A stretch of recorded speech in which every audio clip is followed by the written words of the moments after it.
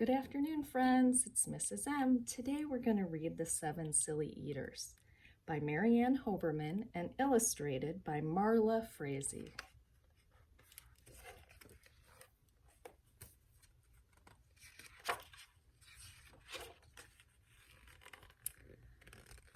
Not so long ago, they say, a mother lived just like today.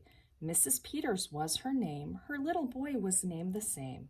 Now Peter was the perfect son in every way except for one.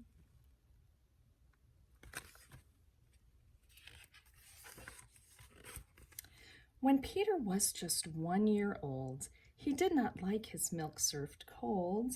He did not like his milk served hot. He liked it warm, and he would not drink it if he was not sure it was the proper temperature. But Mrs. Peters did not mind. She was a mother sweet and kind, and when his milk spilled on the floor, she patiently prepared some more. She'd take the bottle from the shelf and chuckle softly to herself.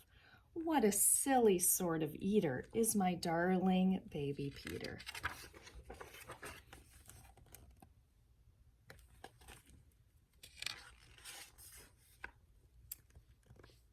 When Peter had not yet turned 2, another baby sweet and new was born, dear Lucy, small and fair, with big blue eyes and curly hair.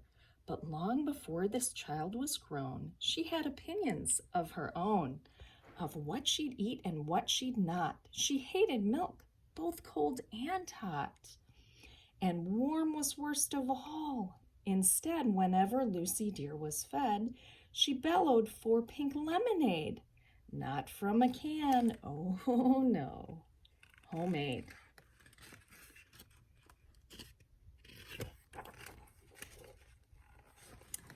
But Mrs. Peters did not mind. She squeezed each lemon to its rind, while mopping milk up from the floor and patiently preparing more. She'd take the lemons from the shelf and giggle softly to herself. What a silly pair of eaters are Lucy dear and Peter Peters.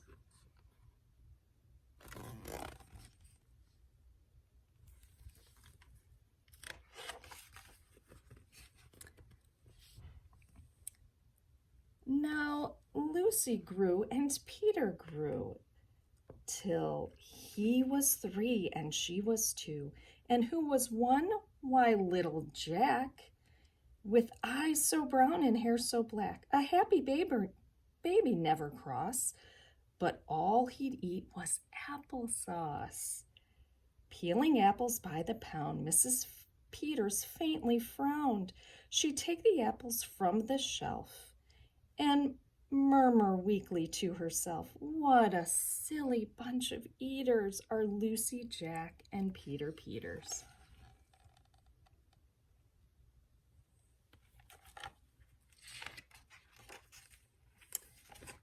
Peter, Lucy, and young Jack had another brother, Mac.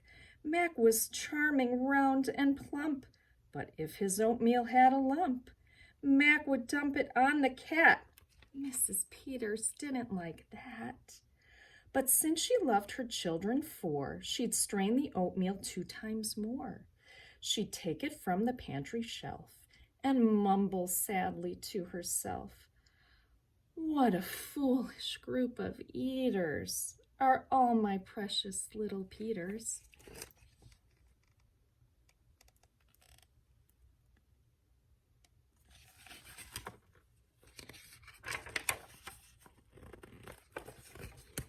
Before another year was through, who came along? Why, Mary Lou. She was darling, sweet and bright, and had a healthy appetite. That is, as long as she was fed soft and squishy homemade bread. Poor Mrs. Peters got no rest, but still she did her very best. She'd take the flour from the shelf and mutter feebly to herself, what a fussy bunch of eaters are all my lovely little Peters.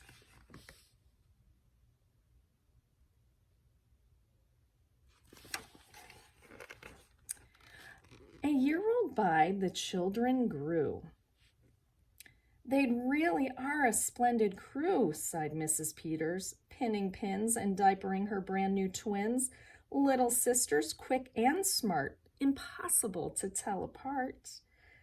But Flo liked poached eggs, Fran liked fried. If she mixed them up, they cried. Tired to the very bone, Mrs. Peters groaned a groaned. She'd take the eggs down from the shelf and whisper weakly to herself, "What persnickety young eaters are all my 7 little Peters?"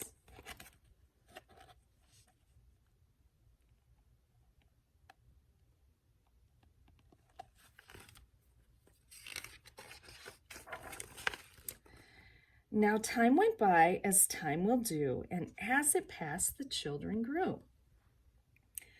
The problem was that as they grew, their appetites were growing too. But not their choice of what they'd eat. Each child continued to repeat. They wanted what they'd had before. The trouble was, they wanted more.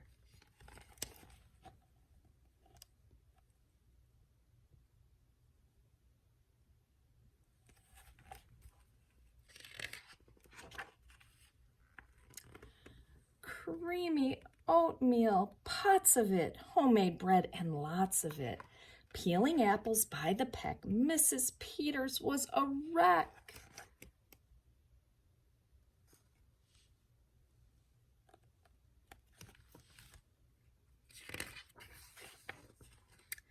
She wiped her brow and heaved a sigh. Another year was passing by. In fact, she realized with sorrow her birthday would arrive tomorrow. Drearily she shook her head and wearily went up to bed.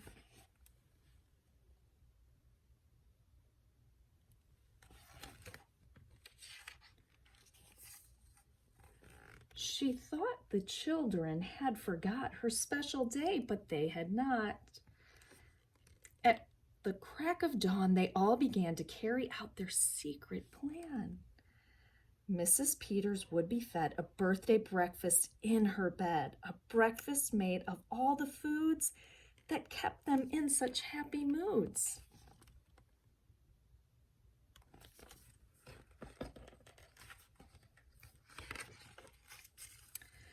So while their weary mother slept, down the stairs the children crept, and from the cupboards and the shelves, happily they helped themselves. Cheerfully they chopped and stirred, preparing what they each preferred. But despite the pains they took, since nobody knew how to cook, to measure things or make them hot, the more they tried, the worse it got.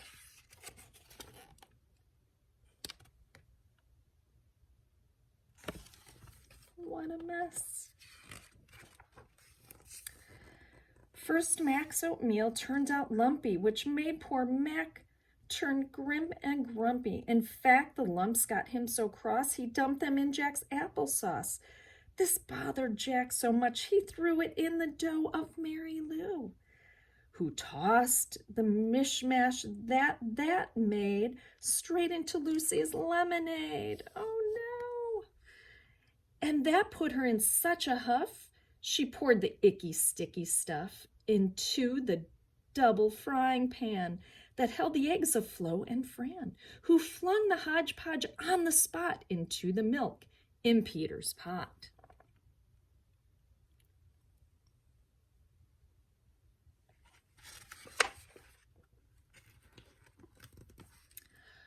But when they saw what they had done, they wished they had never begun. They hardly slept a wink that night, and still things hadn't turned out right.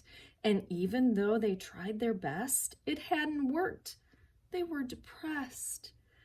They'd be in trouble too, unless they found some place to hide the mess.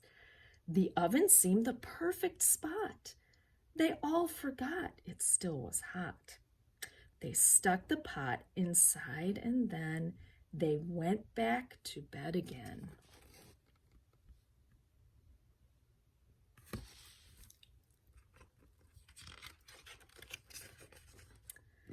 The clock struck 6, but on they slept. Meanwhile, their mother softly stepped down to the kitchen, smelled a smell.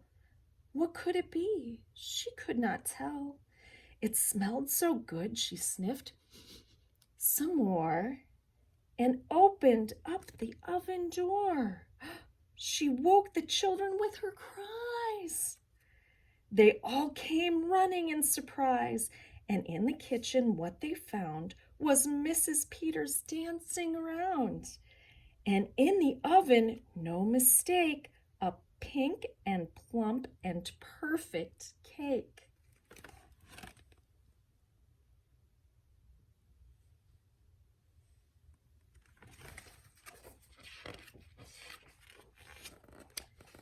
And as their mother danced with glee, she cried, "A birthday cake for me, a birthday cake still piping hot. To think I thought that you forgot. Now tell me, please, how did you make this pink and plump and perfect cake, so high and light and smooth as silk?" "Well, it's smooth as silk from all my milk," said Peter. Lucy said, "It's pink from all my lemonade." "And from my apples," added Jack. "My oatmeal made it soft," said Mac. "My bread dough too," said Mary Lou, said Fran and Flo. "And for its size, it was our eggs that made it rise." Then everybody sniffed some more and danced around the kitchen floor.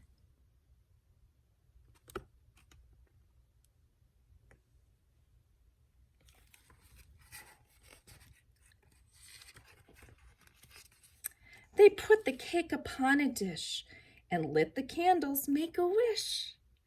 The children cried, "Before you blow." And Mrs. Peters did just so. And what is more, her wish came true, as birthday wishes always do.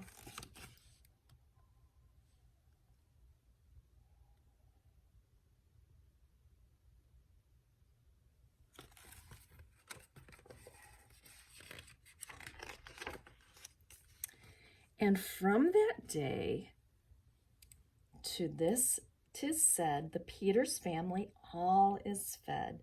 A single simple meal, just one, a meal that's good for everyone, a meal on which they all agree, made from their secret recipe. They all take turns in mixing it. They all take turns in fixing it. It's thick to beat and quick to bake. It's fine to eat and fun to make.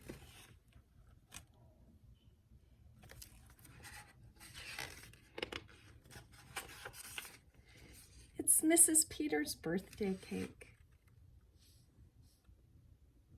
The end. And that was the 7 Silly Eaters. Hope you enjoyed it. Bye.